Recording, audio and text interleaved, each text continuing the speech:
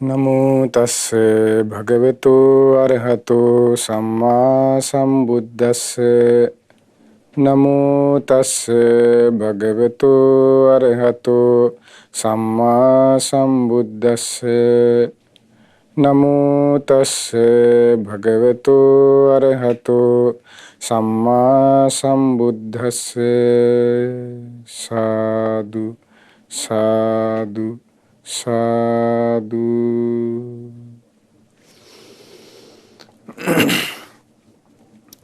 ඔබ අප සියලු දෙනාටම මේ උතුම් ධර්මයේ කියා දෙන ගුරු දේවෝත්තම කල්යාණ මිත්‍ර පින්වත් ලොකු ස්වාමීන් වහන්සේට ඔබ අප සියලු දෙනාගේම নমස්කාරය වේවා. සාදු සාදු සාදු.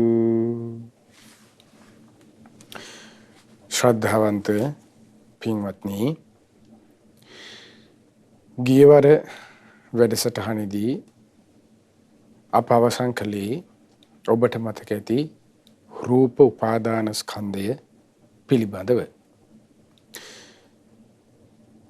රූප උපාදාන ස්කන්ධය පිළිබඳව විස්තරාත්මකව අප ගියවර සාකච්ඡා කළා. එහිදී රූපය කියන්නේ කුමක්ද? ඇයි උපාදාන කියන වචනේ තේරුම? ස්කන්ධ කියන්නේ කුමක්ද? ඒ ස්කන්ධයන්ගේ කාලය සහ අවකාශය අතර පැවැත්මයි ස්කන්ධය. කාලයට අයිති රූප කියන්නේ මොනවද? ඒ අතීතයේ නිරුද්ධ වී ගිය රූපය, වර්තමානයේ හටගෙන තිබෙන රූපය, අනාගතයේ තවම හට නොගත් රූපය යනු කුමක්ද කියන කරුණු.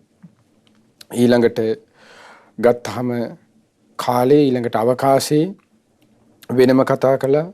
ඕලාරික රූපේ, ආධ්‍යාත්මික රූපේ ප්‍රථමයෙන්, ඊළඟට බාහිර රූපය යනු කුමක්ද? ඕලාරික රූප, ඊළඟට හීන රූප, ඊළඟට ගොරෝසු රූප, සියුම් රූප, ප්‍රනීත රූප, දුර ළඟ රූප ආදී විදිහට අපි රූපේ පිළිබඳව විස්තරාත්මකව සාකච්ඡා කරන්නට යෙදුණා.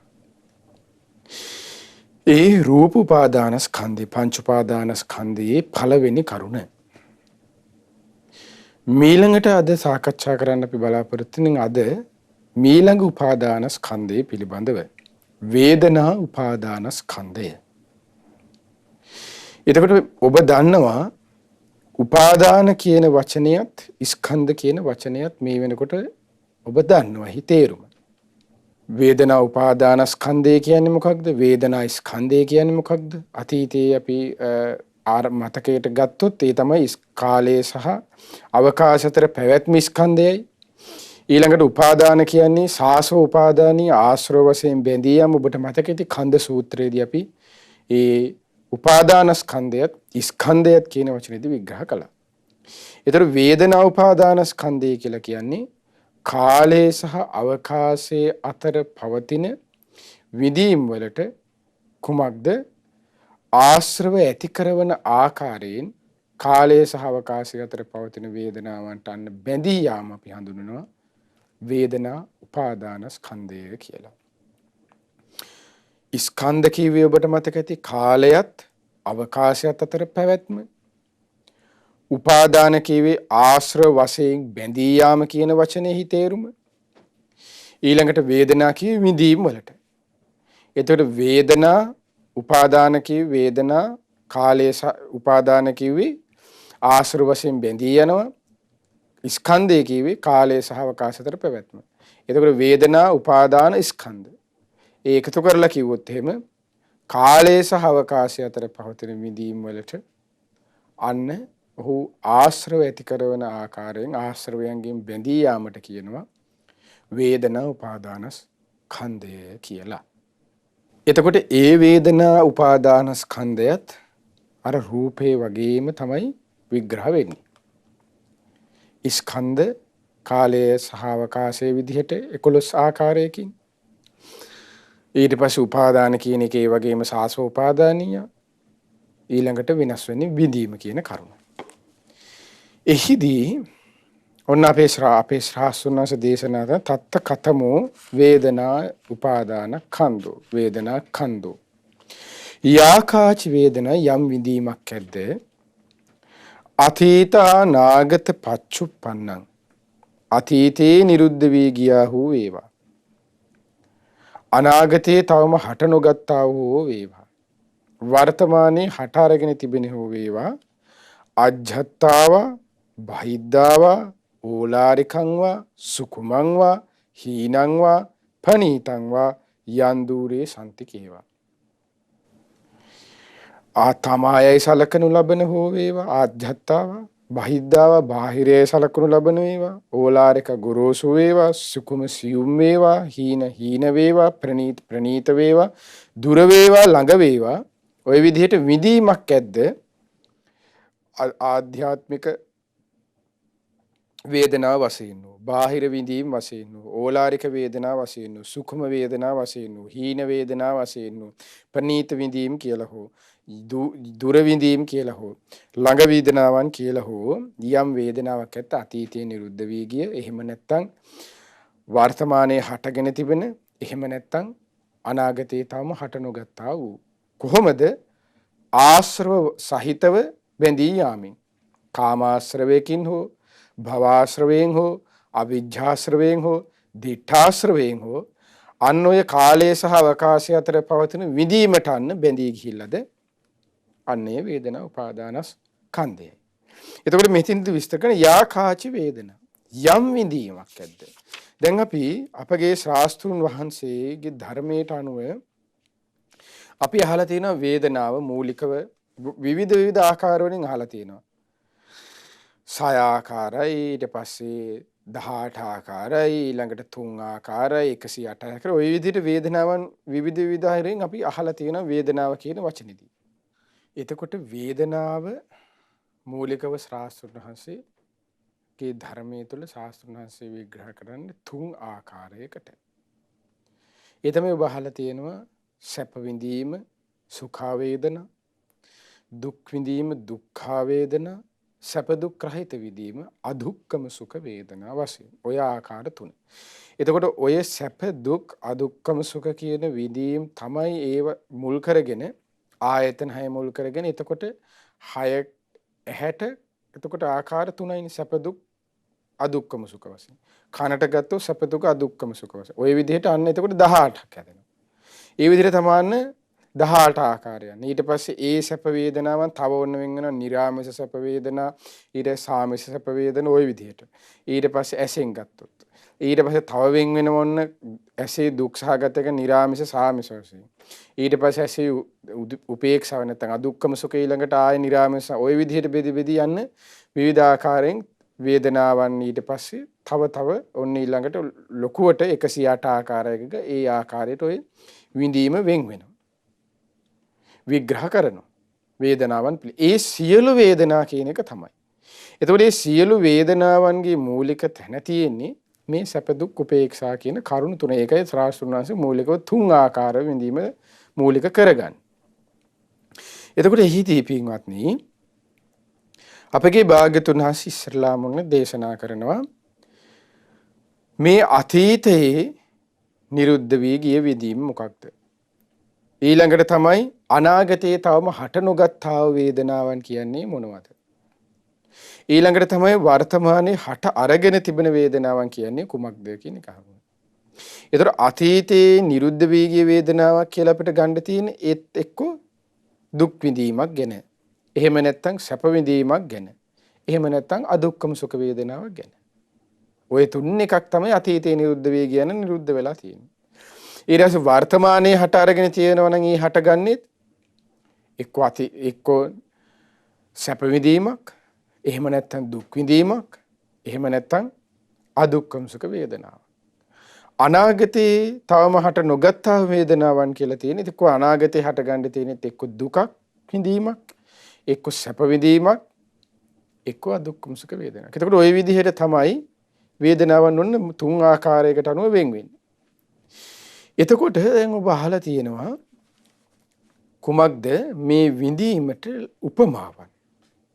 ඒ තමයි වේදනාව සැප වේදනාවක් විදිහට කතා කළත්, දුක් වේදනාවක් විදිහට කතා කළත්, අදුක්කම සුඛ වේදනාවක් විදිහට කතා කළත්, ඊට පස්සේ තව ඒක විග්‍රහයෙන් සාමිස නිරාමිස වශයෙන් කතා කරත්, ඊට පස්සේ ඇසේ කනේ නාසයේ විඳීම් විදිහට විග්‍රහ වෙවි කොයි විදිහට කතා කරේ එකට අට ආකාරයකින් කතා කළත් ඒ සියලු විඳීම් වලට ශාස්ත්‍රඥාසික උපමාවක් ඔබට මතක ඇති හරි ලස්සනට පේන පින්ඩූපම සූත්‍රයේ ඒ තමයි සංයුත්ත නිකායේ 3 වෙනි පොත් වහන්සේගේ තියෙන භාගතුන් උපමාවක් දේශනා කරනවා.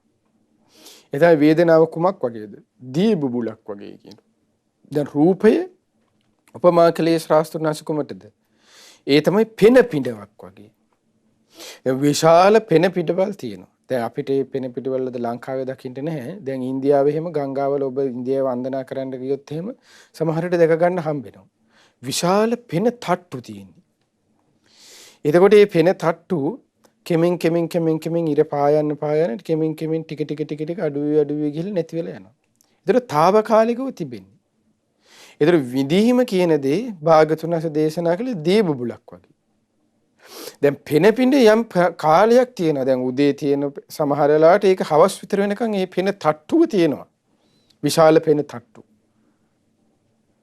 නමුත් දී බුබුල කියන්නේ එච්චර වෙලාවක් අන්න තියෙන්නේ. දැන් බලන්න උපමාවනුත් ධර්මයේ තේරුම් ගන්නවා කියන්නේ ඒකනේ නෝනැත්තු. ඒ කියන්නේ ෂණයෙන් හට ගන්නවා, ෂණයෙන් නැති වෙනවා. ඒ වේදනවන්නේ විදිහයි. දී බුබුලක් වගේ. ටික කලයි සුළු මොහොතයි. වේදනාව ශාස්ත්‍රඥාන්ස උපමා කළේ දී බුබුලකට. එතකොට මේ වේදනාවට අපගේ භාගතුනාස ඇයි විඳීම කියලා හැඳින්වුවේ? ඒ සැප හොයවා දුක් වේවා උපේක්ෂා වේවා ඒ විඳීම් වලට ඇයි විඳීම් කියන වචනයෙන් විග්‍රහ කළේ? දැන් රූපේට හේ රූපේ කිය ඔබට මතක ඇති. ඒ තමයි නැසී වෙනසී යන ස්වභාවයෙන් යුතුන ස්වરૂපයයි කියනු ලැබේ. ඒ කුමක්ද? ඒක තිබුණේ කජ්ජනී සූත්‍රයේ සංයුත්ත නිකායේ. ඒ වගේම වේදනාවටත් ඒ වේදනාව කියන්නේ. ඒ තියෙන තැන කජ්ජනී සූත්‍රයේ සංයුත්ත නිකායේ 3 වෙනි පොත් වහන්සේගේ. ඒ කුමක්ද? විඳිනවා කියන අර්ථයෙන් වේදනාවයයි කියනු ලැබේ. එතකොට ශාස්ත්‍රඥ දේශනා කරන කුමක්ද විඳින්නේ? දැන් අතනදී නැසී වෙනසී යන ස්වභාවය යුතු නිසා අනුරූපේ. එතකොට ශාස්ත්‍රඥ වගේම දේශනා කරන කුමකින්ද නැසී වෙනසී? සීතලෙන් නැසී වෙනසී යනවා, උණුසුමින් නැසී වෙනසී යනවා, මැසි මදුරු වංගෙන් නැසී වෙනසී යනවා, ඍතු විපර්යාසයෙන් නැසී වෙනසී යනවා, අනුතුරු වලින් නැසී. ඒ විදිහට දේශනා කළා. ඒ වගේම දැන් වේදනාවටයි වේදනාවක විඳිනවා කියන අර්ථය. ඒ වගේම ශාස්ත්‍රඥ සන දේශන කුමක්ද විඳින්නේ යන්නේ? දැන් විඳිනවා කියන අර්ථයෙන් විඳීම කියනවා. එහෙනම් කුමක්ද විඳින්නේ? අන්න භාගතුන්ස දේශනා කරන සැපක් විඳිනවා. සුඛම් පිවිජානාති සැප විඳිනවා. දුක්ඛම් පිවිජානාති දුකක් විඳිනවා.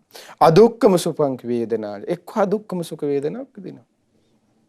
එතකොට අපේ ජීවිතයේ අපි ජීවත් වෙලා ඉන්න කාලයේ පුරාවට අපිට ගන්න තියෙන්නේ ඔය විඳීම් තුනෙහි දෝලණය තමයි අන්න අපේ ජීවිතවල තියෙන්නේ.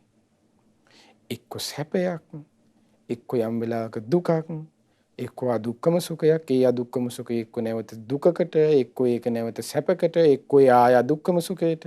ওই විදිහට තමයි යන්නේ ජීවිතයේ විඳීම් වල ස්වභාවය වුණ තියෙන්නේ. එතකොට ඒ සිදුවන විඳීම් වලට අනුව අන්න අපේ සිත ඒ විඳීම් ඔස්සේ අන්න අපේ සිත ආශ්‍රව ඇති කරන ආකාරයෙන් අන්න බැඳී යනවා.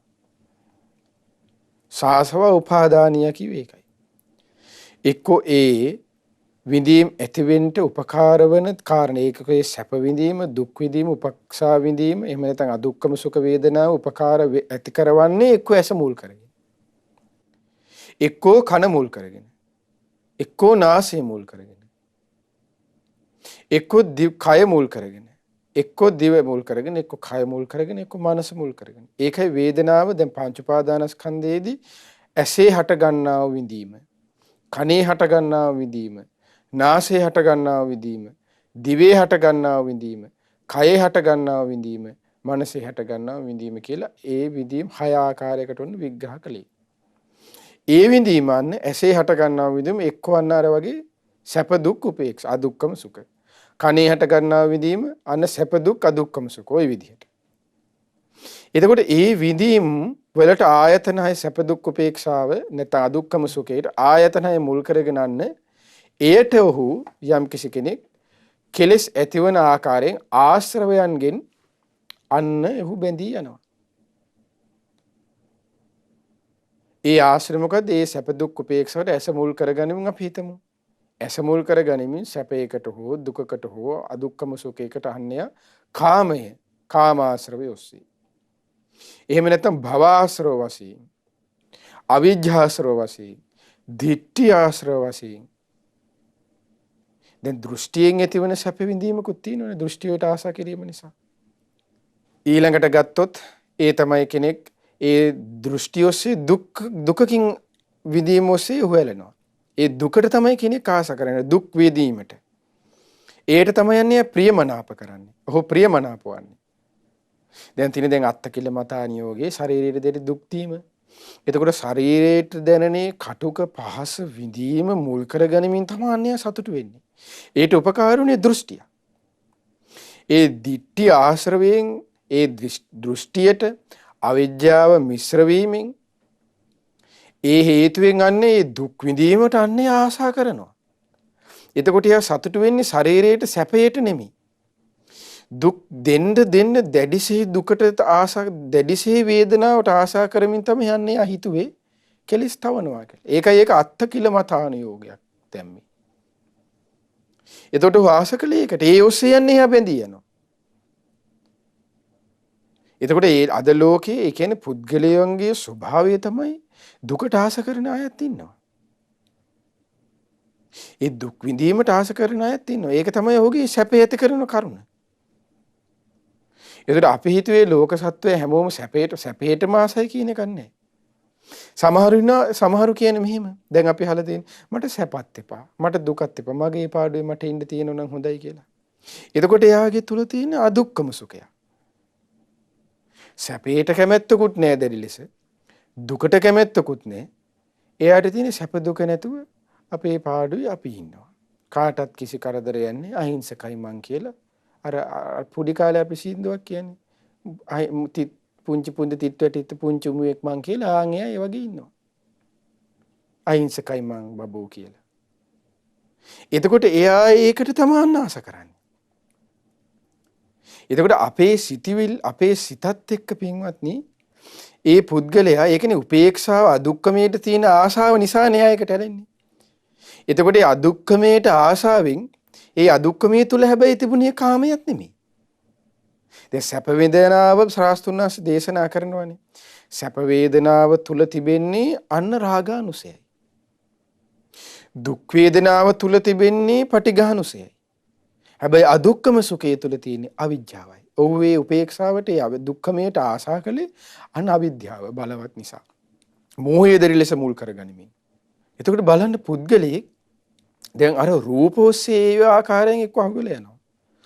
විදීමෝස්සේ ගත්තත් පුද්ගලයන් අහුවෙලා යනවා. ඒකයි ශාස්ත්‍රුණාස් දේශනා කළේ සැපයත් අත්හරින්න. දුකත් අත්හරින්න. අදුක්කම සුඛයත් අත්හරින්න. එතකොට ඒ අදුක්කම සුඛය කියලා කියන්නේ මධ්‍යම ප්‍රතිපදාව කිව්වොත් වැරදි. අදුක්කම සුඛය යනු මධ්‍යම ප්‍රතිපදාවනේ මධ්‍යම මාර්ගයනේ. උපේක්ෂාව කියන්නේ මාර්ගය නෙමෙයි. උපේක්ෂාවට අපේ සිත හසු වෙනවා. උපේක්ෂාවට තියෙන සිතේ බැඳීමත් අන්න අතහරින්න ඕනේ. ඒ අතහැරීමට උපකාර වන්නේ කුමක්ද? ඒත් ආර්ය අෂ්ටාංගික මාර්ගයමයි. ඒකයි සැප විඳීමත් ශාස්ත්‍රුණාස් දේශනා කළේ සැප සහගත ස්පර්ශයෙන් හටගන්නා වූ ඒ සැප විඳීමත් අනිත්‍යයි දුකයි අනාත්මයි මම නොවේ මගේ නොවේ මගේ ආත්මේ නොවේ කියලා විදර්ශනා කරන්න කිව්වේ. ඊට පස්සේ දුක් විඳීමත් භාග්‍යතුන්ස් දේශනා කළේ කොහොමද? එයත් අනිත්‍යයි දුකයි අනාත්මයි කියලා විදර්ශනා කරනවා. මම නොවේ මගේ නොවේ මගේ ආත්මේ නොවේ. සැප විඳීම හට ගන්න උපකාරුනේ සැප සහගත ස්පර්ශය. දුක් සහගත විඳීමට යන දුක් සහගත ස්පර්ශය. ඒ කියන්නේ දැන් අපි ගත්තොත් ඇසයි රූපයයි ඇසේ විඥානයේ එකතු වීම කරුණු තුනට කියනෝනේ ස්පර්ශය කියලා ඔබට මතක ඇති. අපි ඒවා කලින් වැඩසටහන ලියගෙන ගත්තා. කතා කළා. එතකොට එහිදී ඇසයි රූපයයි ඇසේ විඥානයේ මුල් කරගෙන මේ සැපසහගත ස්පර්ශයක් නම් ඇති උනේ එතන. සැපසහගත ඇසයි එතන ප්‍රනීත ඉෂ්ඨකාන්ත මනාප ප්‍රියමනාප ස්වභාවයෙන් යුතු රූපය. එතකොටනේ සැපේනේ එතන තියෙන්නේ. ඒ මුල් වීමෙන් උන විඥානිය හටගත්තා. එතකොට ඒ කරුණු තුنين අන්න සැපසහගත ස්පර්ශය. එයින් අන්න ඒ සැපසහගත ස්පර්ශයේ කවදාවත් දුකක් වෙන්නේ නැහැ. උපේක්ෂාවකට හැදෙන්නේ නැහැ.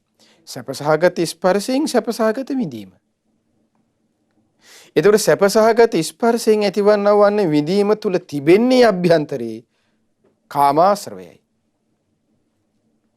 එතකොට මේ කාමාශ්‍රවයේ මුල් කරගෙන තමයි මේ එතකොට මේ කාරුණු ඔක්කොටම එක වචනයක් කියන්න පුළුවන් එතන වේදනා උපාදාන ස්කන්ධයයි කියලා. ඊළඟට ගත්තොත් ඇසයි දැන් අතන කලින් තිබුණ ඉෂ්ඨකාන්ත මනාප රූපනේ. අපි තිබුණොත් දැන් අපිට පේනවා තරහකාරය. එතකොට අකන්ත අමනාප රූපේ තමයි පේන්නේ. ඒ ඇසට. එතකොට ඒ මුල් කරගෙන ඇසයි අකන්ත අමනාප ප්‍රිය ස්වરૂපේ ඇති කරන්නේ නැති කරවන්නා වූ ස්වභාවයෙන් යුතු වේ රූපේ නිසා අන විඥාණයට හට ගන්නවා. කර්ණු දෙක එකතු විඥානයනේ. ඒ ඇසයි රූපයයි. ඒ ඇසයි රූපයයි විඥාන එකතු වීමෙන් හැබැයි කලින් තිබුණේ සැපසහගත දැන් අකන්ත අමනාප නිසා අන්නේ දුක් සහගත ස්පර්ශයක් වුණා. ඒතර දුක් සහගත ස්පර්ශේ අන් හටගත් දුක් විඳීම. ඒ දුක් විඳීම තුල අභ්‍යන්තරයේ තිබෙන්නේ කුමක්ද? ඒ තමයි තරහ, ද්වේෂය. මේ යකා මොකට ඉස්සරහට ආවද? දැන් අපි වචනෙන් කියන්නේ අපි හිතෙන් කියනවා නමුත්. මේ යකට මෙතන යන්න තිබුණද ඒ මූණට මද උදේ හම්බුණා කියලා අපි සමහරට බීම් බලාගෙන යනවා. කිසි වචනයක් ප්‍රකාශ කරන්නේ කායික කිසි දෙයක් කරන්නේ. හැබැයි අපි පාඩු යනවා. ඒ අර අතුලේ තියෙනවා කියලා කිව්වනේ හටගත්තා වූ ද්වේෂය කියලා කිව්වනේ. ඊළඟට අත කල්නේදී හටගත්තා වූ රාගය කියලා කිව්වනේ. ඒතොර රාගාන අන්නේ කාරණු වලට තමයි අනුසය කියලා කියන්නේ. ඇතුලේ තිබෙන කානුසය කියලා අපි කලින් වැඩසටහනක් කතා කළේ. හරියට මඩ වගේ කියලා තැම්පත් වෙලා තියෙන. ඒ අවස්ථානුකූලව වන්න දැන් වතුරේ ඔබ දැකලා තියෙනනේ තැම්පත් වෙලා තියෙන වතුරක කෝටු කෑල්ලකින් හැරුවොත් මෙහෙම අපි ඒක කැලැත්තුවොත් ලස්සනට ඒ තුල මඩ ඇවිස්සලා එනවනේ. අනේ වගේ තමයි මේ අභ්‍යන්තරයේ තියෙන දේ. ඒක තමයි අනුසය කියලා කිව්වේ. ඒ අකන්ත අමනාපයේ දේයොස්සේ යන්නේ ඇතුලෙන් ඇවිස්සලා එනවා රාගය. ඇතුලෙන් ද්වේෂය ඇවිස්සලා එනවා. ඉෂ්ඨකාන්ත ස්වභාවයෙන් අන්න ඇතුලෙන් රාගය ඇවිස්සලා එනවා.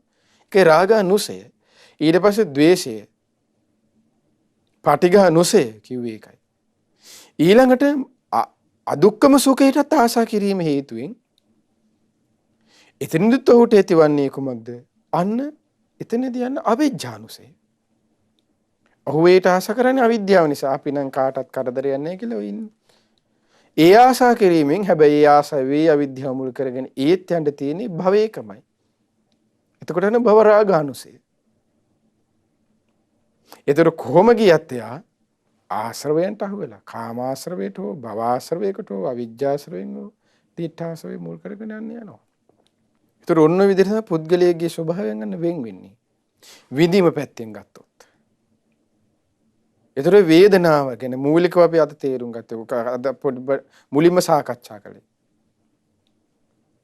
ඒතර දැන් අපි සාකච්ඡා කරන්නේ ඔන්න ඒ වේදන උපාදානස්කන්ධය විස්තරාත්මක. මොකද්ද මේ අතීතේ නිරුද්ධ වේ ගිය වේදනාව කියන්නේ කියන එක. ඒ තමයි ශාස්ත්‍රඥාස දේශනා කරනවා යා වේදන අතීතා නිරුද්ධා විගතා විපරණිතා තංගතා භබ්බගතං උපජ්ජිත්වා විගතා අතීතා අතීතං සේන සංඝහිතා සුඛා වේදනා දුක්ඛා වේදනා අදුක්ඛම සුඛා වේදනා යං උච්චති වේදනා අතීතේ තමයි කියනවා. යා වේදනා ඔය කියපු යම් විදීමක් අතීත නිරුද්ධ අතීතේ නිරුද්ධ වී ගියා වූ පහව ගියා වූ විපරිණතා විපරිණාමයට පත් වුණා වූ අත්ංගත අස්ථේට ගියා වූ විශේෂින් විශේෂයෙන්ම අස්ථේට ගියා වූ ඉපිද පහව ගියා වූ අතීතයට අයත් වූ අතීතයෙන් අතීතං සංඝහිතා කියන අතීතේනුත් අතීතයට ගියා වූ ඒ කියන්නේ දැන් අවුරුදු 10කට විතර කලින් 12කට දැන් අතීතයට ගියා වූ දේවල් කියලා මතක් කරන්නේ. දැන් අනේ මට හිටියා. දැන් අපි ඥාති ප්‍රියමනාප ඥාතීන් ගැන කල්පනා කරමින් අපිට දුකටපත් වෙන්නේ. එතකොට අතීතයෙන් අතීතයක අපි සිහි කරන්නේ අවුරුදු 25ක් ගියා. දැන් මෙරලා අවුරුදු 12ක් වෙලා. දැන් මෙරලා අවුරුදු 5. එතකොට අතීතයෙන් අතීතයට ගිය දෙයක්. ඒ දේ සිහි කරමින් එයා සමහර රටට දුක් වෙන්නේ. දැන් ඊට පස්සේ අපි සසඳන්නේ අතීතයෙන් අතීතෙක දැන් ඒ දුක් වේදනාව සෙන සැප වේදනාව මුල් කරගනිමින් අද සසඳන්නේ. ඉස්සර නම් අපි බැඳලා මුල් කාලේ අපේ මීට අවුරුදු 15කට විතර කලින් හරිය සතුටින් හිටිය ගෙවල් දොරවල් හදාගෙන. ඒ කාලේ මෙයා මනේ අපේ මිනිහා සිගරට් එකක්වත් බිව්වේ නැහැ. දැන් මේ බේබද්දෙක් වෙලා. දැන් මේ අතීතයේ ඒ සැප විඳීමත් එක්ක අද වර්තමානයේ උ සසඳමින් ඉන්නේ. ඒතර මේ බලන්න අපේ ජීවිත තුළ තියෙන හැටි. ඒ අතීතයේ නිරුද්ධ වී ගිය යම් සැසඳීම් අපි කරන්නේ පින්වත්නි යම් කිසි කාරණාවක් තියෙන්න ඕන නේද? දැන් අපි හිතන්නේ සරලව ගත්තොත් අපි මේ කාරණයෙන් බැහැරගත්ත අපි තේ එකක් හදලා දෙනවා කියලා හිතන අපි කිරියක් හදලා දෙනවා. අපි කිරියක හදලා දුන්නාට තව කෙනෙක් අහනවා කොහොමද අද මගේ තේ එක හොඳයිද රහයිද කියලා අපි අහනවනේ අපි. එතකොට අපි ඒක සසඳන්නේ නැද්ද? ඒ සසඳන්නේ එක්ක වෙනද බීපු කිරි එකක් මුල් කර තේ එක මුල් කරගෙන ඒ මුල් කරගෙන අපි ඒක සසඳන්නේ. ඒ කාපු බීපු දෙයක් වුණත් අද හොඳයි වෙන දෙකට වඩා අන්නේ අතීත අපි සසඳනවා. ඒ සසඳීමක් තුළ තිබෙන්නේ අර සැප විඳීමක මුල් වීමක්. එක්ක නැත්නම් දුක් විඳීමක මුල් වීමක්. අදුක්කම සුඛයක මුල් වීමක්. එතකොට මේ බලන්න ඒකයි ශ්‍රාස්තුනස දේශනා කළේ අපි අපේ ජීවිත ගැන අපි අපේ හොඳට අපි සියුම් ලෙස කල්පනා කර ගියොත් රූපේ පැත්තෙන් කල්පනා කර ගියොත් තියෙන්නේ සතර මහා ධාතු ටිකක් අහුවීමක්. එක්ක පඨවි ආපෝ තේජෝ වායෝ වලින් තමයි නතර වෙන්නේ. වෙන තැනකින් නෑ. ඕලාරික වශයෙන් කිව්වත්, බාහිද්දා වශයෙන් කිව්වත්, හීන වශයෙන් කිව්වත්, ප්‍රනීත වශයෙන් කිව්වත්, දුර වශයෙන් කිව්වත්, ළඟ වශයෙන් කිව්වත්, තමාගේයයි කියලා කිව්වත්, බාහිරයයි කියලා කිව්වත්, අතීතයේ නිරුද්ධ වී ගිය රූප කිව්වත්, ඊට පස්සේ වර්තමානයේ හටගෙන තියෙන රූප කිව්වත්, අනාගතයේ හට නොගත්තා රූප කිව්වත්, මොන ආයුරින් කතා කළත් අවසානයේ ගිහිල්ලා නතර වෙන්න තියෙන්නේ පඨවි ධාතුවකින්, ආපෝ ධාතු ටිකකින්, වායෝ තේජෝ ධාතු ටිකකින්, වායෝ ධාතු ටිකකින්. ඔච්චරයි. ඒ සතර මහා ධාතු හේතුන්ගෙන් හටගත්තේ. ගණ්ඩ කිසි දෙයක් නැහැ. ඒකයි මම මගේ ආත්මය කියලා ගණ්ඩ දෙයක් නැත්තේ. ඒ අපි යහුවෙලනේ මේ මගේ කෙනා, මේ බාහිර කෙනා, මේ තමාගේ කෙනා, මේ ඕලාරික දේ, මේ හීන දේ, මේ ඒ ඕලාරික හීන ප්‍රණිත දුර්ලභම වශයෙන් වෙන් කරගන්නේ අපි. විඳීමත් ඒ ආකාරයි. විඳීමෙත් ඔය ඕලාරික වේවා, හීන වේවා, තමාගේයි සලකන ඒවා, දුරයයි සලකන ඒවා කුමන ආකාරයෙන් ගත්තත් අතීත අනාගත වර්තමාන වශයෙන් කියලා ගත්තත් අවසානයෙන් ගිහිල්ලා නතර වෙන්න තියෙන්නේ ස්පර්ශයකින්. ඒ ස්පර්ශයත් ඒකත් ස්පර්ශයෙන්ම කියලා නෙමෙයි. ඒ ස්පර්ශයත් හේතු සහිතව හටගත්තේ. ඒ ස්පර්ශය හටගන්න හේතු වෙච්ච හේතු ටිකත් ඒත් හේතුන්ගෙන් හට අරගෙන තියෙන්නේ. ඒවත් හේතුන්ගෙන් හට අරගෙන තියෙන්නේ. ඒකේ බලාගෙන යනකොට තියෙන හේතු සකස් වීමකට අනුව අපි අසුවි ගිහිල්ලා. හේතු හට ගන්නවා, හේතු නිරුද්ධ වෙනවා. හේතු හට ගන්නවා, හේතු නිරුද්ධ වෙනවා. මේ හේතුව ඵලයක් වෙනවා. ඒ ඵලය ආයේ ඊළඟකට හේතුවක් වෙනවා. ඒ ආන්න ඵලයක් වෙනවා. ඒ ඊළඟකට හේතුවක් වෙනවා. එතනදී යන ওই විදිහට අපි අහුවෙලා තියෙන්නේ තමා කියලා හෝ දෘෂ්ටි වශයෙන් හෝ අන්න අපේ තුල තිබෙන මේ අවිද්‍යාව නිසා තමයි අපිට ආන්නේ කාරණාව අවබෝධ නොවන්නේ. එතකොට ওই විදිහට තමයි මේ සසර ගමනේ අපි ඉන්නේ. හොඳට බැලුවොත් මගේ කියලා අපි අහුවෙන්නේ එක්ක රූප. එක්ක නැත්තම් මේ විඳීම් වල දෝලනයක් තමයි මගේ කියලා ඉන්නේ. මට බැන්නා, මට ගැසුවා, මට මම එන්නේ මේ නිසා. දැන් මේ සියල්ල ඒකනේ සක්කාය දිට්ඨිය කියන එකට මේ කාරණාවන් තියෙන්නේ ශාස්ත්‍රඥාන්සේ මුල් කරේ.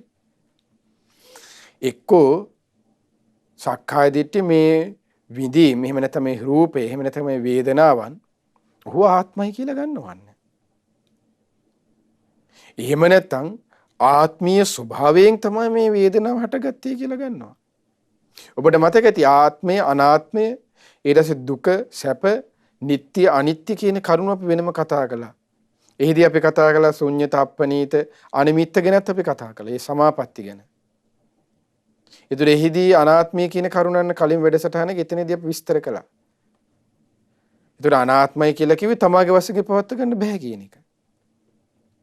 එතකොට මේ තමාගේ වශයෙන් පවත්වා ගන්න බැරි දෙයම තමයි ඔබ අප හැමෝම මේ සැප දුක් උපේක්ෂා විඳීම මේ හැම එකටම අහු වෙලා අපි මේ ඉන්නේ. මේ මෙතන හොඳට බැලුවොත් විදර්ශනාව තුළ අන්නේ හට ගන්න කියලා කිසි දෙයක් නැහැ. හේතුවෙන් හට ගන්නවා හේතුට නැතිවීමෙන් ඒ නැති වී යනවා.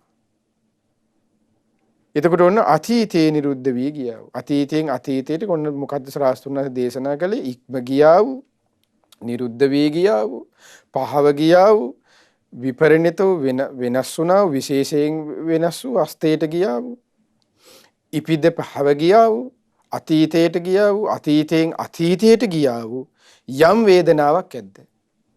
ඒ යම් වේදනාවන් මොනවද? එක්ක ශාස්ත්‍රඥයන් සුන්දර දේශනා කරනවා. ඒ අතීතයට ගියා කියලා සිහි කරන්න තියෙනවා නම් සිහි කරන්න තියෙන්නේ ඒ තමයි කියනවා සුඛ වේදනා. එක්ක සැප විඳීම් ටිකක්, දුක්ඛ වේදනා දුක් විඳීම්. එහෙම නැත්නම් අදුක්කම සුඛ වේදනා. ඔන්න බලන්න. ඒකයි ඔන්න අතීතේ නිරුද්ධ වී ගියා වූ විඳීම කියලා ශාස්ත්‍රඥාස දේශනා කළේ. ඒකෝර එහෙනම් අතීතේ කියලා අපි අහුවලා තිබෙන්නෙත් එහෙනම් සැප දුක් අදුක්කම සුඛ එකටයි. ඊළඟට ශාස්ත්‍රඥාස දේශනා කරනවා කොහොමද? තත්ත කතමා වේදනා අනාගත. කුමක්ද මේ අනාගතයේ දැන් අතීතේන නිරුද්ධයි. අනාගතේ හින තවම හට නොගත්තා වූ කියලා කියන්නේ. ඊට පස්සේ අජාතා තාම හට නොගත්තා වූ. අභූතා හේතු ඵල වශයෙන් හට නොගත්තා වූ. අසංජාතා තාම විශේෂයෙන් හට නොගත්තා වූ. ඊට පස්සේ අනබිනිබ්බත්තා විශේෂයෙන් පහළ නොවුනා වූ. ওই විදිහට ඇද්ද යම් කිසි අනාගතයට අයිති වූ අනාගතං සංග්‍රහිත අනාගතීදුත් අනාගතයට අයිති. දැන් හිතන්නකෝ දැන් පොඩි ළමයෙක් ඒ කියන්නේ දැන් හිතන්නකෝ මොන මොන්ටිසෝරි යන ළමයෙකුට චූටි කාලේ මෙයාගේ අපි අහන්නේ පුතේ ඔයාගේ අනාගත බලාපොරොත්තු මොනවද? එතකොට ඒ ළමයා කිව්වා මං දොස්තර කෙනෙක් වෙන්න ආසයි, මම ඉංජිනේරුවෙක් වෙන්න ආසයි, මං ඊට පස්සේ මේ ওই විදිහට විවිධ දේවල් ගුරුවරයෙක් වෙන්න ආසයි කියලා පොඩි අය කියන්නේ. එතකොට ඔහු ආශා කරන ඒ තුල තියෙන කොහේ සැප විඳීමනේ. ඔහු ආශා කරන්නේ ඒන් සැපයක්. වෛද්‍යවරයෙක් වීම යම් සැප විඳීමක්, දුක් ඊට පස්සේ දොස්තර ඊට පස්සේ ඉංජිනේරුවෙක් වීමෙන් ඔහු සැප විඳීමක්. එතකොට ඔහු ආශා කරන්නේ විඳීම තමයි ඒ දේ තමයි එයා කියන්නේ. එතකොට ආන්නේ දේ අනාගතං සේන සංගහිත. අනාගතේ තාම මේ ඉන්නේ කොතනද? මේ මොන්ටිසෝරිවත් ගිහිල්ලා නැහැ. තාම මේ මොන්ටිසෝරි. තව ලොකු ඉස්කෝ එක වසරටවත් ගිහිල්ලා නමුත් අනාගතය යන දෙයක් තියෙනවා. එතකොට මේ අපි ඒක තමයි අනාගතයේ ගැන අපි විඳීම් ගැන හිතා ඉන්නවා කියලා ශාස්ත්‍රඥ දේශනා කරන්නේ. ඒ සැප විඳීමට.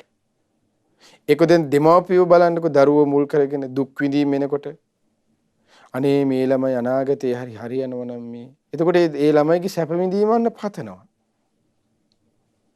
ඊළඟට අපිට අනාගතේ හරි අප්පා මේ ටිකක් සතුටින් ඉන්න කියලා දැන් ඒ වචනේම කියන්නේ ඉස්සරහට හරි අප්පා අපිට ටිකක් හිත හදාගෙන ඉන්න පාඩුවේ ඉන්න තියෙනවා නා.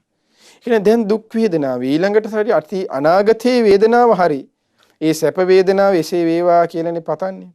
ඒ ආත්මයි කියලා. නමුත් ආත්මෙ වෙන්නේ යන තමගේ වශයෙන් ඔහු හිතුවට වඩා වෙන්නේ නැහැ ඒක. සමහර මේ තියෙන දුකට වඩා අනාගතේ ඊට වඩා දුකින් දුකටම පැටෙන්න පුළුවන්. සමහරට ඔහු හිතුවට වඩා තවත් සැපයෙන් සැපයට එන්න පුළුවන්. එහෙම නැත්නම් මේ තියෙන විදිහට මේ දුකම ওই විදිහටම පැවතෙන්න පුළුවන්. තවත් දුක්ඛම් කටළු විදිහට. ඒතර අපි සිතුවිලි අනුව අපි හිතන අනුව අපි කියන අනුව අපි පතන අනුව ඒ විදිහින් මන්න වෙනස් වෙන්නේ නැහැ. ඒ හේතුවකට අනුව අපි ඒ හේතුඵල ධහමකට අනුව තමයි වෙනස් වෙන්නේ. ඒතර විඳීම වෙනස් වෙන්නේ කර්මයකට අනුව නෙමෙයිනේ. දැන් අපිනේ කර්මයකට අනුව එක්ක ග්‍රහයකට අනුව මොකක් හරි කියලා දැන් මේ විඳීමනේ අපි වෙනස් කරගන්න යන්නේ. දැන් අපි ගත්තොත් එහෙම අද උදේ ඉඳන් අපි දුක්සේ ඉන්නවා කියලා කියමු. ඔය ඊට පස්සේ පත්තරේ නම් බලනවා රාහු කාලයේ තිබිලාද. ඊට පස්සේ ඊළඟ දවසේ එහෙනම් අද රාහු කාලේනේ ගෙදරින් එළියට බහැලා තියෙන්නේ. ඒකට මේ දුක් විඳීම තියෙන්නේ කියලා හිතෙනවා. මේ හෙට බලනවා රාහු කාලේ. 9 පහුවෙලා යන්න තියෙන්නේ. ඊට පස්සේ 9:00 විතර ගෙදරින් යනවා. හැබැයි එදා 10ට විතර පාර දිහා හැප්පිලා මැරෙනවා. එක්ක අතපය කැඩෙනවා. එතකොට හිතුවේ සැප විඳියේ මුල් කරගෙන යන්න පුළුවන් කියලා. කායික වශයෙන් හෝ දුකකටපත් වෙලා, මානසික වශයෙන් ඊට වඩා දුකකටපත් වෙලා.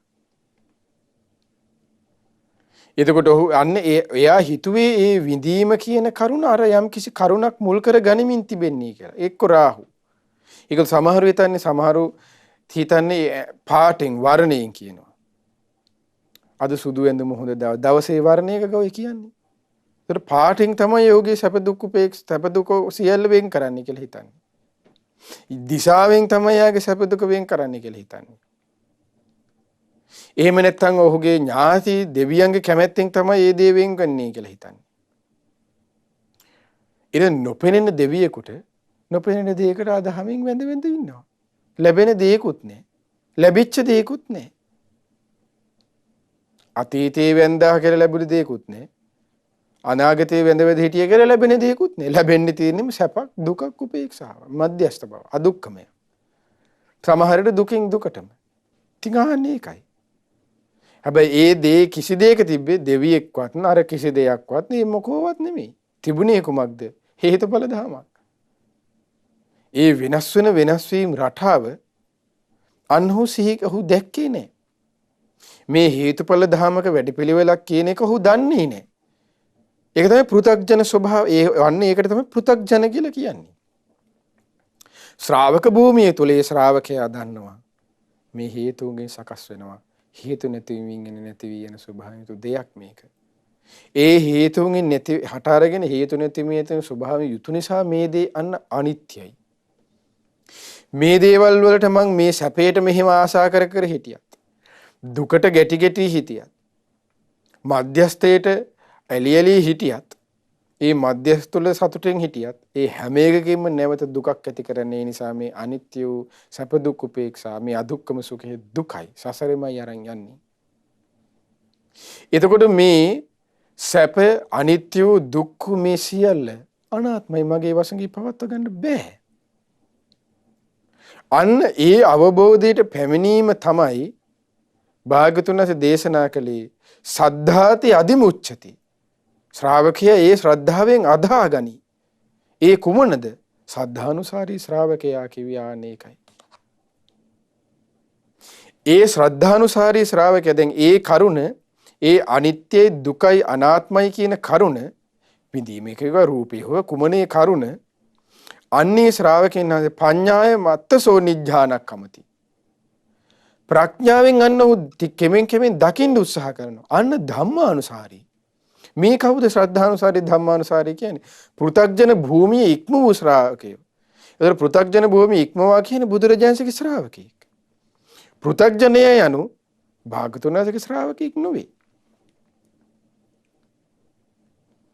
ඒතර සද්ධානුසාරී ශ්‍රාවකයා ධම්මානුසාරී ශ්‍රාවකයා කියලා කියන්නේ සෝවාන් මාර්ගයේ සිටින ශ්‍රාවකයන් වහන්සේටයි. ඒතර සෝවාන් මාර්ගයේ තමයි මේ ශ්‍රාවක භූමියේ මුල් තැන අඩිතාලම. එතකොට අන්න ඒකයි ශ්‍රාවකයන්වහන්සේ දේශනා කළේ දැන් මේ සංයුත්ත නිකායේ 3 වෙනි පොත් වහන්සේගෙම තියෙන උක්කාන්ති සංයුක්තිය. ඔය කරුණු රූපයේ වශයෙන් විඳීම වේවා සංඥා වේවා සංස්කාරය විඥානය ගැන වේවා අනේ අනිත්‍ය වශයෙන් දුක් වශයෙන් අනාත්ම වශයෙන් ශ්‍රද්ධාවෙන් අදහගනි. ශ්‍රද්ධාති අදිමුච්ඡති. එතකොට ඒ ශ්‍රද්ධාවෙන් අදහාගත්තා වූ ඒ කරුණ තමයි ඒ ශ්‍රද්ධාවෙන් එයා අදහගන්නේ ඒ ශාස්ත්‍රුන් වහන්සේගේ අන්නේ අනුශාසනාවයි. ඒ ශාස්ත්‍රුන් වහන්සේගේ අනුශාසනාව අදහාගත්තේ අන්නේ කෙනාට තමයි බුදුරජාණන්සේ අරහං සම්මා සම්බුද්ධයි කියන අවබෝධය එන්නේ. එතකොට අන්න ඒ කරුණ තමයි ඒ කරුණ පිළිබඳව තමයි ශ්‍රාවකයා නෝනින් විමසමින් වේදනාව අනවිදර්ශනා කරනවා කියලා කියන්නේ. අතීතයේ නිරුද්ධ වී ගිය අනාගතයේ හට නොගත් ඊළඟට තමයි තත්ත කතමා වේදනා පච්චුප්පන්නා වර්තමානයේ හටගෙන තිබෙන විඳි. ඒ කියන්නේ මේ මොහොත මේ ෂණේ මේ තප්පරය තුල. දැන් මේ ෂණයෙන් පිටිපස කියලා කියන්නේ අතීතය. දැන් අපිට අතීතය කියලා අපි හිතන්නේ ඊයේ දවසේනේ අපිට අතීතය වෙන්නේ. ඒක දැන් දවල ඔන්න උදේවරුව තමයි අපිට අතීතේ. නෑ එහෙම නෙමෙයි දේශනාව තුළ තියෙන්නේ. මේ මොහොතේ සිට පසුපැස්ම පිටුපස්ස ඔක්කොම අතීතේ. ඒතකොට මේ ශනේ තුල මේ තප්පරේ තුල මේ මොහොත තුල අන ශාස්ත්‍රඥ යා වේදනා ජාතා භූතා සංජාතා නිබ්බත්තා අනිබිනිබ්බත්තා පාතු භූතා uppannā samuppannā upatthitā samutthiතා පච්චුප්පන්නා පච්චුප්පන්සේන සංගහිතා සුඛා වේදනා දුක්ඛා වේදනා අදුක්ඛම සුඛ වේදනා.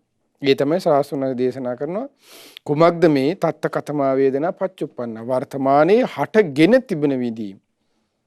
ඒ තමයි හටගත් උපන් ඊට පස්සේ හේතුඵල වශයෙන් උපන් විශේෂයෙන් උපන් පහළ වූ උපන්නා වූ හටගත්තා වූ ඊට පස්සේ හේතුඵල වශයෙන් හටගත්තා වූ හේතුඵල වශයෙන් සංග්‍රහිත වූ යම් වේදනාවක් වේද කුමක්ද එක්ක දුක් වේදනාවක් එක්ක සුඛ වේදනාවක් එක්ක අදුක්කම සුඛ වේදනාවක් ඒ තමයි කියනවා මේ වර්තමානයේ තුල හටගෙන තිබෙන විඳීම කියලා කියන්නේ. එදිර කියන්නේ මොහොතින් මොහොත තප්පරයෙන් තප්පරයට මේ තප්පරේ ඉවර වෙනකොට ඊළඟ තප්පරේ එනවනේ ඊළඟ තප්පරේ තමයි ඔන්න ඊළඟ පච්චුප්පන්නේ මේ තප්පරේ එතකොට අතීතේ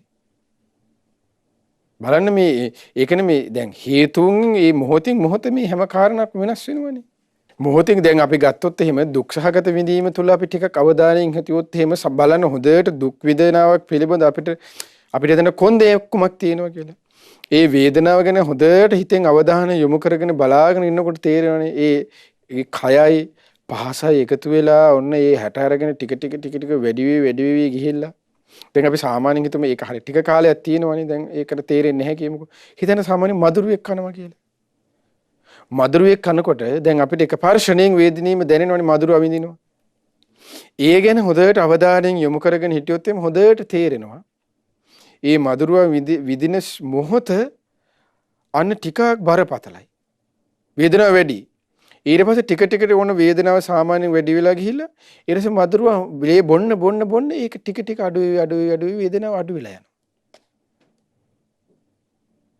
ඊට පස්සේ ඒ වේදනාව අඩු දැන් ඔහම ඒ කියන්නේ වේදනාව අඩු වෙනවා කියන්නේ ස්පර්ශයේ වෙනස් වීම වෙන්නේ ඒ කයයි පහසයි විඥානේ ඊට පස්සේ සම්පූර්ණ වෙනකොට සමහරවිට මధుරව වහලා ඉන්නවා අපිට තේරෙන්නේ නැහැ. සමහරවිට අපි මෙහෙම සමහරලාට අපිට දැනෙන්නේ නැහැ. දැන් මුලින් දැනුණා මුලින් දුක ඒ දුක ටික අඩු වෙවි ඊට පස්සේ ආවා. හොඳට අවධානයෙන් ඒ වෙන්නේ මොකක්ද එතන හේතුන්ගේ වෙනස් වීම වෙන්නේ. ඒ හැම දෙයක් ගැනම ඒ ශ්‍රාවකයා ওই විදිහට ඒ වේදනානුපස්සනාවෙන් යුක්ත වෙයි සැප විඳීම ගැන විතරක් නෙමෙයි වේදනානුපස්සනාව දුක් විඳීම ඒකනේ බලන්නකෝ දැන් අර රහතන් වහන්සේ දැන් භික්ෂුව නොකල වරදකට අසු වෙලා උලූඩ වාඩි කරවනවනේ දැන් අපි අහලා තියෙන මේ කතාව නොකල වරදට කොහොඹුලේ වාඩි කරවනවනේ අහුවෙලා එතකොට කොහොඹුල දැන් ඒ භික්ෂුවගේ පිටුපසින් දැන් මෙහෙම බඩ බොකු හිල් කරගෙන බැසගෙන එනවා ඉහළට කඳේ ඉහළට මෙහෙම බුදුරජාණන් වහන්සේ කුමක්ද දේශනා කරන්නේ භික්ෂුව ඔබ හොඳට ඔබ හොඳට මේ වේදනාව කෙරෙහි සිත පිහිටුවාගෙන වාසය කරන්න කියනවා ඒතර හිතන්නකෝ ඒ හිතක තියෙන දක්ෂකම ඒ හිතක තියෙන ඒ දැන් එහෙම පුරුදු කරන්න නම් එක දවසම කෙනෙකුට බැහැනේ කලින් ඉඳන් මේ භික්ෂුවගේ යම් පුරුදු රටාවක් තියෙන්න ඕනනේ. ඒ වෙලාවෙම කොහොඹුලේ ඉන්නකොට හිතන්න ගත්ත පළවෙනිව තව නෙමෙයිනේ. ඒතකොට මේ මොහොතේ හිත පිහිටුවාගෙන ඒ සියලු වේදනා මෙහි දැන් අපිට බලන්නකෝ. මොන වේදනානුපස්සන මොන විඳීමක්ද අපේ පොඩ්ඩක් අතපය කැපුණොත් එහෙම පීයකට හරි බ්ලේඩ් එකකට හරි. අපි දඟලිල්ල. එතකොට එහෙම දෙයකට අපිටවත් හිත අපේ ශාන්ත කරගන්න අපිට ඒ වෙලාවටවත් බැරි කොට හිතන්න කොඹුලක් බහිනකොට ඇතුලෙන් ඒ බහිනකොට ඒ වේදනාවත් විදර්ශනා කරමින් ඒ සියලු දේ මෙහි කොඹුල මෙහින් බැහැගෙන එනකොට ඒ විදර්ශනා කරමින් මෙහි මතු වෙනකොට අරහත්ත්වයටපත් වෙන තරම් ඒ සිත දියුණු කරගත්තා කියන්නේ කොහොඹුලේම ඉන්නකොට පුරුදු කරපු දෙයක් නෙමෙයි. කලිනුත් එහිදී පුරුදු කළා. ඊට පස්සේ බලන්න වක්කලි ස්වාමීන් වහන්සේ වක්කලි සූත්‍රය. අධික ලෙස ශරීරයට දැඩි රෝගාතුර හිටපු භික්ෂුවක්. බොහෝ වක්කලි සූත්‍රය තියෙන්නේ. සංයුත්ත නිකායේ. ඊට පස්සේ ඒ ස්වාමීන් වහන්සේ තමන්ගේ දැලිපිහි අරගෙන බෙල්ලේ නහර වැල් කපා ගන්නවනේ. ඒම විදර්ශන ඒ විදිහම විදර්ශනා කර කර බෙල්ලේ නහර වැල් කැපෙනකොට ඒ විදර්ශනා කරමින් ඒ මොහොතේම රහත් වෙනවනේ මැරෙනකොටම. ඇයි මේ දේශනාව තුළ තියෙන මාරේ ඇවිල්ලා මේ මොහොතේ භික්ෂුවගේ විඥානය සොයනවා කියලා මෙයා මාරේ ඇවිල්ලා ආලෝක වශයෙන් එහෙම දුවනවා කියනවා.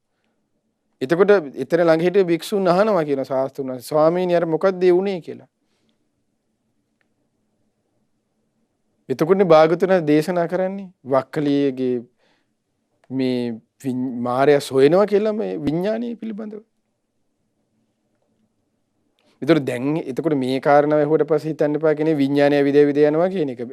බාහිරය ඇවිද තියෙනවා කියන එක. දැන් එහෙමනේ පොඩි කාරණා සමහරලාට වරද්ද ගන්න ඕනේ සමහර අය. එතකොට අන්න ඒ තරම් ඒ භික්ෂුවගේ විදර්ශනාව කියන කරුණ. එතකොට දැන් ඒ කරුණ අහලා අපි මේ පොඩ්ඩක් විදීම සැප දුක් කියලා අද ඔබ ගිහිලා බෙල්ල දාගන්න යන්න එපා පිහියක් කරන් බෙල්ල කපා ඒ වගේ අයනේ අද ඉන්නේ. එතකොට ඒක ඒ භික්ෂුවකට ස්වභාවයක් ඒක. ඒ හැකියාව තිබුණේ භික්ෂුවට විතරයි. එහෙම කියලා සාරිපුත්ත මහ රහතන් රහත් උනේ බෙල්ල කපාගෙන නෙමෙයිනේ. එහෙනම් සාරිපුත්ත මහ රහතන් වහන්සේත් එහෙනම් බෙල්ල කපා ගැනීමම එහෙනම් අරහත් වේ වෙන්න ඕනනේ. ඒතර එහෙම නෙමෙයිනේ වෙනම විදියකට. ඒතර සාරිපුත්ත මහ රහතන් වහන්සේ පවා අරහත්වයට පත්වන්නේ වේදනාව ගැන දීගණක තම මාමණ්ඩිත තම මාමට ශාස්ත්‍රුන් වහන්සේ දේශනා කරනවා බණ. කුමක්ද විඳීම ගැන දේශනා කරන්නේ? දීගණක සූත්‍රයේ. වේදනාවන්ගේ යථා ස්වභාවය. සාරිපුත්ත මහ රහතන් සාරිපුත්ත ස්වාමීන් වහන්සේ ඒ වෙලාවේ සෝවාන්. සාරිපුත්ත ස්වාමීන් වහන්සේ භාග්‍යතුන් වහන්සේට පවන් සලසලා ඉන්නේ. දීගණක තවුසට විඳීම ගැන කියලා දෙනවා. දීගණක තවුසා දේශන අවසානයේ සෝවාන් වෙනවා. පවන් සලසලා සිටපු සාරිපුත්ත ස්වාමීන් වහන්සේ සෝවාන්ව සිටපු සාරිපුත්ත ස්වාමීන් වහන්සේ දේශන අවසානයේ අරහත්ත්වයටපත් වෙනවා. ඒතර බලන්න මේකම කරුණක්. ඒකයි විදර්ශනාව කියලා කියන්නේ. එකිනෙක කෙනාට අන්න වෙනස්. ඒක මේ ධර්මයේ පච්චත්තං වේත ඒ තම නැන පමණින් තියෙන්නේ. ඒතර වක්කලි ස්වාමීන් වහන්සේ කරපු දේ අපිට හැමහරිට බෑ. ඒක කිසිසේත්ම අපිට හරියන්නේ නැහැ. ඊතරම් දියුණු හිතක් නෑනේ. ඒතර සාරිපුත්ත මහ රහතන් පවන් සලසලා මොහොතක. එතකොට ඒකයි ඒ ප්‍රඥා මහිමය කියලා කියන්නේ. ඒ දක්ෂතාවය කියලා කියන්නේ. ඒ ඥානය කියන්නේ. ඒ හැකියාව කියන්නේ. ඒ එක දවසක් පුරුදු කරපු දෙයක් නෙමෙයිනේ. සසරේ දැන් කල්ප ගණනක් පුරුදු කරන් ආපු ගුණ ධර්මයක් මේ. වේදනාව ගැන සිහි කරන්න පටන් ගන්නේ සාරිපුත්තයන් වහන්සේ මේ ජීවිතේ විතරක් නෙමෙයිනේ. කලින් ශාසනවල කොච්චර ගුණ ධර්ම පුරුදු කරලා තියෙනවද? වක්කලි ස්වාමීන් වහන්සේ කලින් ශාසනවල කොච්චර ගුණ ධර්ම පුරුදු කරලා තියෙනවද? මොග්ගල්ලාන මහ රහතන් කොච්චර ජීවිතේට ගුණ ධර්ම පුරුදු කරලා තියෙනවද? මහා කස්සප මහ රහතන් වහන්සේ එතකොට බලන්න මොග්ගල්ලාන මහ රහතන්ගේ ජීවිතය ගත්තාම අවසානයේ පිරිනුවන් පාන මේ ශරීරයේ ඇට සැකිල්ල ඔක්කොම කුඩු වෙනවනේ. ඒ සියල්ලගෙම මේ විදීම් දරාගත්ත කියලා දේශනාව තුළ තියෙනවනේ. ඒතර හිතන්නකෝ. ඊට පස්සේ ඒ කුඩු වුණා වූ ඇට සැකිල්ල පුරුදු දියුණු කරපු 이르දි ප්‍රාතිහාරයන්ගෙන් ඒ ඡන්ද චිත්ත විරිය විමර්ශා කියන දියුණු කර 이르දි ප්‍රාතිහාර හතරේ බලයෙන් නැවත ඇට සැකිල්ල සාදාගෙන ශාස්ත්‍රුන් වහන්සේ ළඟට ඇවිල්ලා පිරිනුවම් පාන්නේ නැහැ කියලා අදිෂ්ඨාන කරගන්න ඕනේ මුලින්ම. අර හොරු ගහන්න ඉන්න කලින් නැත්තම් ඒ ගුහා ඒ ගල්ලෙන තුලම ඒ ගල් තලාවේදීම පිරිනුවම් පානවා. මුලින් අදිෂ්ඨාන කරගන්නවා ශාස්ත්‍රුන් වහන්සේ බහැද් දෙව නොදක මා පිරිනුවම් පාන්නේ නැහැ කියලා. ඒකයි පුරුදු කරගත්තා වූ 이르දිපාදයන්ගේ බලය. ඒ වෙනම පැත්තක් 이르දිපාදයන්ව කතා කරනකොට. ඒ තුල තිබුණේ විදීම් කෙරෙහි සිත පිහිටුවගෙන. ඒක ඒ හැම කාරණාවක දුක ප්‍රකට කරගත්තේ. බලන්න දුක කියන කරුණ මුල් කරගැනීමෙන් අරහත්ත්වයට දක්වා දියුණු කළා කියන හිතක්. දුක් විඳීම මේ සැප විඳීමක්වත් මධ්‍යස්ථ එකක්වත් නෙමෙයි මේ. ආන්නේ ඒකයි. ඒකේ ශ්‍රාවකත්වය කියලා කියන්නේ. ඒකයි බලන්න මේ ධර්මයේ පුරුදු කරගත්තු ශ්‍රාවකයෙක්ගේ ස්වභාවය දැන් කකචූපම සූත්‍රයේ කකචූපම අවවාදي තියෙන්නේ කොහොමද? ඒ තමාට හිතයිසේ නැති පිරිස ඇවිල්ලා මේ කියතෙන් තමා හරහට දාලා තමාව දාලා ඉරනකොට කපනකොට දැන් අනාගතයේ දැන් අපිට ওই විදිහට තමයි බෙල්ල කපලා මැරෙන්න වෙන්නේ. දැන් අද අපි වීඩියෝ වල දකින්නේ. ඒ වගේ අනාගතයයි දකි අපේ බෙල්ල කපලා මැරෙනවා. මරනවා අපි. ඒතර ඒ මොහොත වෙනකොට ශාස්ත්‍රඥාන්සේ දේශනා කරන්නේ කොහොමද? ශ්‍රාවකයට ද්වේෂසිතක් ඇති කරගන්න නැතුව ශාස්ත්‍රඥාන්සේ ගැන සිහි කරමින් එහෙම දැන් ඒ වෙලාවට ගිහිල්ලා එතන ශාස්ත්‍රඥාන්සේ ගැන ඉතිපිසෝ භගවා කියන්නේ සිහි කරන්න නෙමෙයිනේ. ඒතර අරහං සම්මා සම්බුදු ගුණය ඊට පස්සේ ඒ විදීම කෙරෙහි විදර්ශනාවක මේ කාලයේ තුලම හොඳට පුරුදු කරගත්ත කෙනාටනේ ඒ මොහොතේදී උපකාර වන්නේ. ඒතර ආනේකයි. ඒ නිසා පින්වත්නි හොඳට මේ කියපු කරුණු කාරණාවන් පිළිබඳව ඔබ සිහි කරන්න. ඒකේ ගුණධර්ම කියන කරුණ භාගතුන දේශනා කළේ ලෙඩ වෙන්න කලින් වයසට යන්න කලින් මේ දේවල් පුරුදු කරගන්න තියෙන්නේ කියලා. මේ වේදනාවෙන් තව හරි ලස්සනට තියෙන වේදනා සංයුක්තයක්ම සංයුත්ත නිකාය. ඔබට අන්න කියව ගන්න පුළුවන්. දැන් අපිට ඒ කාරණු සියල්ලම කියලා දෙන්න අද වෙලාවක් නැහැ. මේ කාලය තුල වෙලාවක් නැහැනේ. ඒතර වේදනා සංයුක්තට අදාළ දේශනා වලින් කොටස් තමයි අපි වෙන වෙනම ඒ රාගානුස, පටිඝානුසය, ඊට පස්සේ අවිජ්ජානුසය, කරුණු තියෙන සූත්‍ර, දීඝනග සූත්‍රය ඔබට කියව ගන්න පුළුවන්. ඔක්කාන්ති සංයුත්ත නිකාය 3 වෙනි පොත් වහන්සේක තියෙන්නේ. දේශනා ගණනාවක් බොහෝ ප්‍රමාණයක් තියෙනවා. ඉතින් මේ උතුම් දේශනාව ඔබ කියව ගන්න. ඒ දේශනාවට අනුව හිත පුරුදු කරගන්න ටික ටික උත්සාහ කරන්න. ඊට පස්සේ සතිපට්ඨාන සූත්‍රයේ වේදනා ඊට පස්සේ වේදනානුපස්සනා වෙනම කියව ගන්න. ඒ හරි ලස්සනට සාමිස නිරාමිස වේදනාවන් ගැන මේ ඇසේ කනේ නාසයේ ඇතිවන මේ විදීම් සයාකාර විදීම් ඊට සාමිස නිරාමිස බව ඒ ස්පර්ශයෙන් හට ගන්නා බව ඊට පස්සේ අජ්ජත් බහිද්ද ඊට පස්සේ වය ධම්මා ඊට පස්සේ ඒ කරුණු සියල්ලම අන්න වේදනානුපස්සනාවේ සම්පූර්ණම විදර්ශනා කොටස සමතේ මුල් කරගෙනමින් මේ වේදනාවන් ගැන හිත පිහිටවා ගනිමින් ඒ විදර්ශනාව ගැන විස්තර කරන වේදනානුපස්සනාවේ සතිපට්ඨාන සූත්‍රය. ඊට ඒ කාරණා ඔබට කියව ගන්න පුළුවන්. ඒ සියලු කාරණාවන්ගේ ගැබ්වීම මෙන්න මේ මෙතන පංච උපාදානස්කන්ධ විදර්ශනාව තුල අන්න තියෙනවා. ඒතර ඒ තමයි අනාත්ම ලක්ෂණ සූත්‍රයේදී මේ කරුණ වන්න මේ දේශනා කරන්නේ. ඔබට මතකද දැන් මේ අනාත්ම ලක්ෂණ සූත්‍රයේ භාගතුනාසගේ චාරිකා ගමනේ දෙවන සූත්‍ර දේශනාව. ඊ මුල් කර ගනිමින් තමයි දැන් අපි මේ කතා කරන්නේ. ඒතර ඒ නිසා අවදාද්‍ය අපි සාකච්ඡා කළේ වේදනාව යනු කුමක්ද? වේදනාවටයි වේදනාව කියන්නේ. ඔබට මතක ඇති. ඊට පස්සේ විදීමට භාගතුනාස දේශනක උපමාව. ඊට පස්සේ වේදනාව ඔය විදිහට විස්තර කළා. ස්කන්ධේ විස්තර කළා. උපාදානෙ ඊට පස්සේ වේදනා උපාදාන ස්කන්ධේ ඊට පස්සේ විග්‍රහ කළා. කාලය සහ අවකාශය අතර පවතින විඳීම විස්තර කළා. ඊට පස්සේ කාලයේ අද අපි සාකච්ඡා කළා. ඒ කරුණු අතීතයේ නිරුද්ධ ගිය විඳීම්, වර්තමානයේ හට අරගෙන තියෙන විඳීම්, අනාගතයේ තවම හට නොගත්තා වේදනාවන් කියන්නේ කරුණු මොකක්ද? කාලයට අදාළ ස්කන්ධෙහි කාලයට අදාළ කරුණු තුන වේදනා උපාදාන ස්කන්ධයට අදාළව අද සාකච්ඡා කළා. ඒතර ඊළඟ දවසේ තියෙන්නේ අපිට සාකච්ඡා කරන්න වේදනා උපාදාන ස්කන්ධේ අවකාශයට අයිති කාලය වෙන සාකච්ඡා කළා. ස්කන්ධයට අයිති කාලය සාකච්ඡා කළා. අවකාශයට අයිති කාරණාවන් කරුණු ටික. ඒ තමයි අජ්ජත්තාව, බහිද්ධාව, ඕලාරික, සුකුම, හීන ප්‍රනිත, දුර ළඟ විඳීම් කියන්නේ කුමක්ද කියන කරුණු තමයි එකිනෙකට ඊළඟ වැඩසටහනේ අපිට සාකච්ඡා කරන්න තියෙන්නේ. ඒතර එහෙනම් මේ කියපු කාරණාවන් ඔබ හොඳට අසමින් නුවණින් විමසමින් මේ වේදනාවයි යථා ස්වභාවය නුවණින් පිළිසෙ දක්මින් දැන් වේදනාව තියෙන අවබෝධ කරගන්න. දුක නම් වාරි සත්‍යයටයි වේදනාව. එතකොට වේදනාවන් පිළිසිඳ අවබෝධ කරමින් ගෞතම බුදු සසුනේ පිළිසන ලබන්න ඔබ අප හැම දිනාට වාසනාව සැලසේවා. සාදු සාදු සාදු. චරත භික්ඛවේ චාරිකං 38 වන වැඩසටහන සඳහා අද දින දායකත්වයේ දරන්නේ පින්වත් ධනංජය හිරිමුතුගොඩ මහතා සහ කුමාරී පුෂ්පමාලී මහත්මියගේ දායකත්වයෙන් යුක්තව ප්‍රධාන අරමුණ වන්නේ පින්වත් ධනංජය හිරිමුතුගොඩ සහ කුමාරී පුෂ්පමාලිය යන දෙපළගේ විවාහ සංවස්තරයට ආශිර්වාද කිරීම පිණිසත් සුවසේ ධර්මයේ හැසිරීම පිණිස මේ දෙපළට තුනුරුවන්ගේ ආශිර්වාද දෙවියන්ගේ ආරක්ෂාව රැකවරණේ මේ පිනේ සත්‍යානුභාවය ඒකාන්තයෙන්ම හේතුපකාර වෙත්වා යන අදහසින් යුක්තව. ඉතින් රැස් කරගන්නට යෙදුණු සීල පින අපි ප්‍රථමයෙන් අනුමෝදන් කරමු. සක්දේව රජුන්, ඒ වගේම දතරාෂ්ඨ, විරූඪ විරූපාක්ෂ වෛශ්‍රවණ යන සතරවරම් දෙව්මාරදරුවන් ප්‍රධාන සීල දෙවිවරුන්ට, ආලවක සෙන්පතිතුමන්, සීවක සෙන්පතිතුමන් සියලුම සෙන්පති දෙවිවරුන්ටත්, ඒ වගේම ඔබ අප සියලු දෙනාගේම ඉෂ්ට දේවතාවුන් වහන්සේලාටත්, මේ පින්බිමට අධිග්‍රහිතව සිටින්නා වූ සියලුම දෙවිවරුන්ටත්, නානා නම්ගොත් වාසී සීලුම දෙවියන්, සුමන සමන් දෙවිවරුන්, උපුල්වන් දෙවිවරුන් ඇතුළු ලක්දිව බුදුසසුන සුරකින්න සීලු දෙවියෝද, ඒ වගේම බඹලෝ වාසී බ්‍රහ්මයෝද මේ පින් අනුමෝදන දෙවියන් බ්‍රහ්මයන් දිව්‍ය ආයුෂයෙන්, වරණයෙන්, සැපයෙන්, බලයෙන් වැඩිත්වා.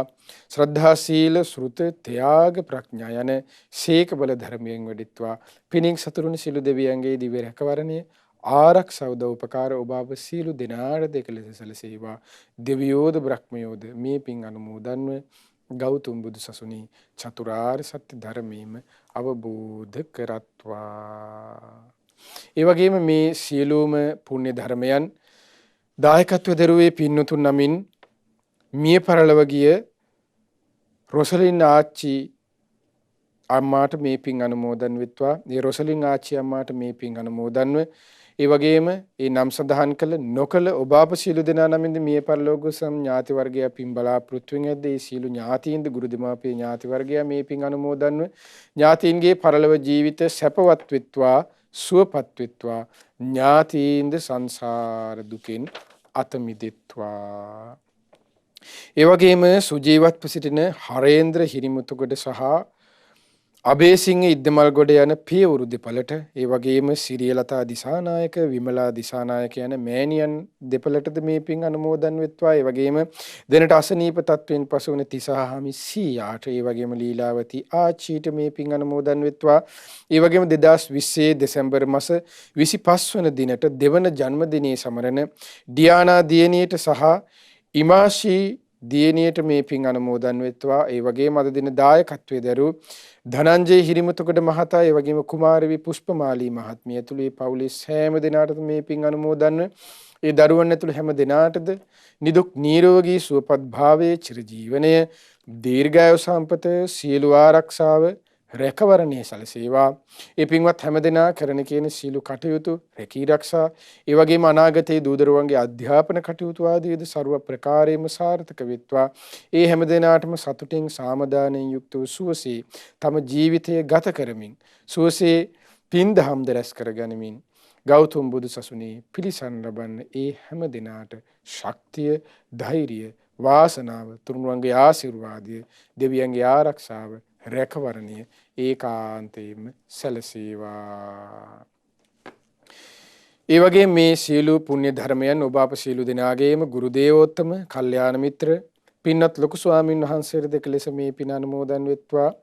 පින්වත් ලොකු ස්වාමීන් වහන්සේද මේ පින් අනුමෝදන්ව නිදුක් වෙත්වා, නිරෝගී වෙත්වා, සුවපත් වෙත්වා, සුවපත් වෙත්වා. චිරජීවනය, දීර්ඝායු සම්පත, සීල ආරක්ෂාව රැකවරණේ සැලසේවා. ගුරු දේවෝත්තම පින්වත් ලොකු ස්වාමීන් වහන්සේද මේ පිනත් ගෞතම බුදු සසුනේ උතුම් ධර්මාභෝධයේ පිණිස ඒකාන්තයෙන්ම උපකාර වෙත්වා. ඒ වගේ මේ පින් ලක්වාසී ලෝවාසී සීල පින්වත් ස්වාමීන් වහන්සේලාට, අනගාരികා මෑණිවරුන්ටත් අනුමෝදන්ව මහා සංඝරත්නයටද නිදුක් නිරෝගී සුවපත් භාවයේ, චිරජීවනය, දීර්ඝායු සම්පත, සීල ආරක්ෂාව රැකවරණේ සැලසේවා. සුවසේ පිළිවෙතේ දෙන්නද මේ පිනත් ඒකාන්තයෙන්ම හේතු උපකාර වෙත්වා.